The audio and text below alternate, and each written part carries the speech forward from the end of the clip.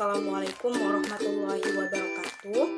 Perkenalkan, kami dari kelompok 2 izin mempresentasikan hasil makalah kami yang berjudul Hakikat Profesi. Materi pertama yang akan saya jelaskan yaitu mengenai pengertian profesi. Profesi merupakan kata serapan dari bahasa Belanda yaitu profession, dan dalam bahasa Yunani dari kata epigelia yang artinya janji untuk memenuhi kewajiban melaksanakan suatu tugas khusus dengan tetap atau secara permanen. Nah, selain itu, istilah profesi telah diartikan oleh banyak kalangan bahwa suatu hal yang berkaitan dengan bidang yang sangat dipengaruhi oleh pendidikan dan keahlian. Nah, berikut ini ada beberapa pendapat ahli mengenai profesi. Yang pertama itu menurut Prakoso dan Tobing. Nah, menurut Prakoso dan Tobing menyatakan bahwa profesi merupakan sebutan atau jabatan di mana para penyandang istilah profesi tersebut memiliki pengetahuan khusus yang diperoleh melalui pelatihan maupun pengalaman lainnya atau bahkan keduanya. Nah, yang kedua itu menurut Mukhtar. Mukhtar berpendapat bahwa profesi merupakan suatu konsep yang lebih spesifik dibandingkan dengan pekerjaan. Sementara itu, pekerjaan memiliki pengertian yang lebih luas dari profesi. Nah, istilah profesi merupakan pekerjaan, tetapi tidak semua pekerjaan termasuk sebagai profesi. Kemudian yang ketiga, menurut Sumaryono. Profesi menurut Sumaryono memiliki definisi sebagai sebutan atau jabatan, yang dimana orang yang menyandang sebutan ini memiliki pengetahuan khusus yang diperoleh dengan cara training atau pengalaman lainnya. Nah, sehingga penyandang profesi dapat membimbing, kemudian memberi nasihat maupun saran, serta melayani orang lain sesuai dengan bidangnya. Kemudian yang keempat, menurut Damar Diharjo dan Siddhartha. Nah, menurut beliau menjelaskan bahwa profesi merupakan pekerjaan yang dilakukan sebagai kegiatan pokok dengan menghasilkan nafkah hidup serta membutuhkan keahlian khusus nih.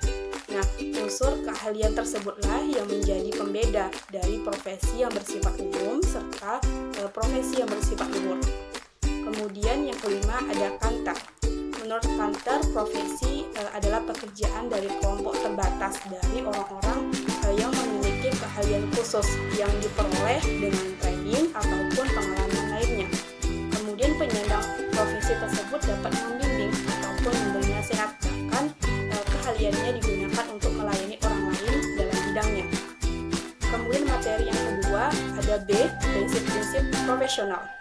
Nah, di sini ada beberapa prinsip-prinsip profesional, di antaranya yaitu pertama, afiliasi komunitas atau community affiliation, yaitu menggunakan ikatan profesi sebagai acuan, termasuk dalamnya organisasi formal atau kelompok-kelompok pelage informal sumber ide utama pekerja. Yang kedua, yaitu kebutuhan untuk mandiri atau otonomi demand, merupakan suatu pandangan bahwa seorang yang profesional harus mampu membuat keputusan sendiri tanpa tekanan dari pihak lain. Yang ketiga, ada keyakinan terhadap peraturan sendiri atau profesi atau belief self-regulation. Dimaksud bahwa yang paling berwenang dalam menilai pekerjaan profesional adalah rekan bersama profesi, bukan orang lain yang tidak mempunyai kompetensi dalam bidang ilmu dan pekerjaan mereka. Kemudian yang keempat ada dedikasi pada profesi atau dedication, yang dicerminkan dari dedikasi profesional dengan menggunakan pengetahuan dan kecakapan yang dimilikinya. Kemudian yang kelima, kewajiban sosial atau social obligation, merupakan pandangan tentang pentingnya profesi serta manfaat yang diperoleh baik oleh masyarakat maupun profesional karena adanya pekerjaan tersebut. Baik, sekian penjelasan tentang saya, akan dilanjutkan oleh teman saya. Assalamualaikum warahmatullahi wabarakatuh. Baiklah, saya akan melanjutkan presentasi dari saudari Anissa yang mana tentang organisasi profesi. Organisasi menurut beberapa ahli yaitu yang pertama, menurut Stoner adalah suatu pola hubungan yang mana orang-orang di bawah pengarahan manajer mengejar tujuan bersama. Yang kedua yaitu menurut James Dimani adalah bentuk setiap perserikatan manusia untuk mencapai tujuan bersama. Yang ketiga yaitu menurut Chester L. Bernard merupakan suatu sistem aktivitas kerjasama yang dilakukan oleh dua orang atau lebih. Sedangkan profesi menunjuk kepada suatu pelayanan atau jabaran yang menunjuk keahlian, tanggung jawab, dan kesetiaan terhadapnya. Sehingga didapatlah pengertian organisasi profesi adalah suatu organisasi yang biasanya bersifat nirlaba yang ditunjukkan oleh suatu profesi tertentu dan bertujuan melindungi kepentingan publik atau anggotanya maupun profesional pada bidang tersebut. Kemudian, fungsi organisasi keguruan yang pertama sebagai fungsi pemersatu, yaitu dorongan yang menggerakkan para profesional untuk membentuk suatu organisasi keprofesionalan. Kemudian yang kedua, yaitu fungsi peningkatan kemampuan profesional, adalah meningkatkan kemampuan profesional pengemban profesi kependidikan itu. Nah, secara jelas tertuang dalam Peraturan Pemerintah Nomor 38 Tahun 1992 pada pasal 61 yang berbunyi, tenaga kependidikan dapat membentuk ikatan profesi sebagai wadah untuk meningkatkan dan mengembang karir, kemampuan, kewenangan profesional, martabat, kesejahteraan, dan ketenaga pendidikan. Kemudian, tujuan organisasi keguruan pada Peraturan Pemerintah Nomor 38 Tahun 1992 menyebutkan bahwa ada 5 misi dan tujuan organisasi kependidikan, yaitu yang pertama meningkatkan dan atau mengembangkan karir, yang kedua meningkatkan dan atau mengembangkan kemampuan, yang ketiga meningkatkan dan atau mengembangkan kewenangan profesional, yang keempat meningkatkan dan atau mengembangkan martabat, dan yang terakhir yaitu meningkatkan dan mengembangkan kesejahteraan seluruh tenaga kependidikan. Sedangkan visinya secara umum ialah terwujudnya tenaga kependidikan yang profesional. Ada beberapa jenis organisasi keguruan. Yang pertama yaitu Persatuan Guru Republik Indonesia atau PGRI, yang kedua yaitu Musyawarah Guru Mata Pelajaran atau MGMP, yang ketiga yaitu Ikatan Sarjana Pendidikan Indonesia atau ISPI, yang keempat yaitu Petugas Bimbingan Indonesia atau IPI. Kemudian selanjutnya yaitu tentang kualifikasi dan sertifikasi profesi, yang mana sertifikasi profesi ialah sertifikasi kerja yang diperlukan untuk mendapatkan atau meningkatkan kompetensi tertentu. Sertifikasi profesi merupakan sertifikasi kerja yang dominan dikeluarkan oleh LSP atau Lembaga Sertifikasi Profesi yang diakreditasi oleh BNSP atau Badan Nasional Sertifikasi Profesi. Jenis sertifikasi ada 4, yaitu yang pertama sertifikasi perusahaan yang mana dirancang oleh perusahaan untuk urusan kebutuhan internal.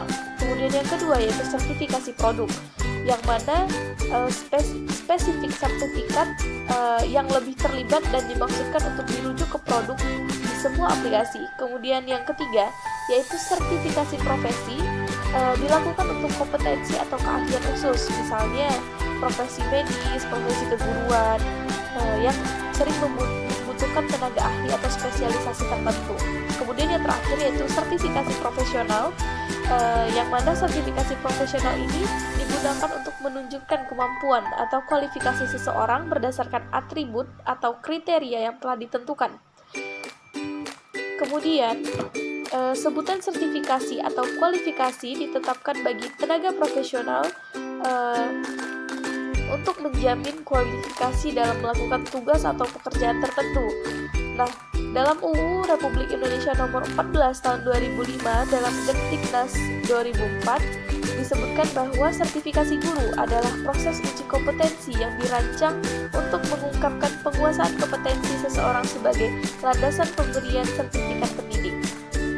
Kemudian, ada kelebihan sertifikasi profesi, yaitu memiliki daya saing yang tinggi dalam dunia kerja, memiliki kompetensi kerja yang sesuai dengan standar kerja, baik nasional maupun internasional. Kemudian mendapatkan pengakuan, meningkatkan peluang karir profesional, dan meningkatkan kredibilitas orang tersebut. Kemudian, kekurangannya yaitu tingkat pemahaman dan pengertian tentang sertifikasi profesi di masyarakat, program pelatihan dan pengembangan untuk mendapatkan sertifikasi kompetensi profesi tidaklah murah. Masih terbatasnya instruktur yang berpengalaman dari industri dalam profesi tersebut. Baik, sekian yang dapat saya tambahkan. Presentasi akan dilanjutkan oleh rekan saya yaitu Nurjani. Kepada Nurjani dipersilahkan. Baiklah, saya Nurjani akan melanjutkan penjelasan dari Nanda mengenai profesi dalam pandangan Islam. Profesi di dalam Islam dilakukan untuk sebagai pengabdian kepada dua objek. Pertama, pengabdian kepada Allah, dan kedua, pengabdian atau dedikasi kepada manusia atau kepada orang lain sebagai pekerjaan. Itu menurut Syarifuddin. Kemudian esensi profesi guru dalam komunitas masyarakat, ilmu dalam preseptik Islam mempunyai kedudukan yang sangat tinggi dan terhormat. Ilmu yang menjadi syarat mutlak untuk beribadah kepada Allah secara personal menjadi wajib hukumnya. Pendidik dan pengajaran yang dilakukan oleh guru dianggap sebagai profesi mulia sebagaimana pandangan Islam tentang ilmu dengan berdasar pada surat At-Taubah ayat 122, surat Al-Jumu'ah ayat 2, dan surat Al-Mujadah ayat 11. Secara eksplisit pula Imam Ghazali dalam kitabnya memberikan gambaran mempelajari suatu cabang ilmu menjadi fardu kifayah jika dalam komunitas masyarakat muslim ada satu kelompok yang mempelajarinya. Kemudian selanjutnya ialah rangkuman. Profesi pada hakikatnya merupakan suatu pekerjaan tertentu yang menuntut persyaratan khusus dan istimewa sehingga meyakinkan dan memperoleh kepercayaan pihak yang melakukannya. Beberapa prinsip-prinsip profesionalisme diantaranya itu afiliasitas, komitmen untuk mandiri, keyakinan terhadap peraturan sendiri atau profesi, dedikasi pada profesi, dan kewajiban sosial. Organisasi profesi adalah suatu organisasi yang biasanya bersifat nirbaya yang ditunjukkan oleh suatu profesi tertentu dan bertujuan melindungi kepentingan publik atau anggotanya maupun profesional pada bidang tersebut. Sertifikasi profesi adalah sertifikasi kerja yang diperlukan untuk mendapatkan atau meningkatkan kompetensi tertentu. Sertifikasi profesi merupakan sertifikasi kerja yang dominan dikeluarkan oleh LSP, lembaga sertifikasi profesi yang diakreditasi oleh BNSP, Badan Nasional Sertifikasi Profesi. Profesi dalam Islam dilakukan untuk atau sebagai pengabdian kepada dua objek. Pertama, pengabdian kepada Allah, dan kedua, sebagai pengabdian atau dedikasi kepada manusia atau kepada orang lain sebagai pekerjaan itu. Sekian presentasi dari kelompok 2. Saya ucapkan terima kasih dan mohon maaf apabila terdapat kesalahan. Saya Nurjani mewakili kelompok 2 mengucapkan Assalamualaikum warahmatullahi wabarakatuh.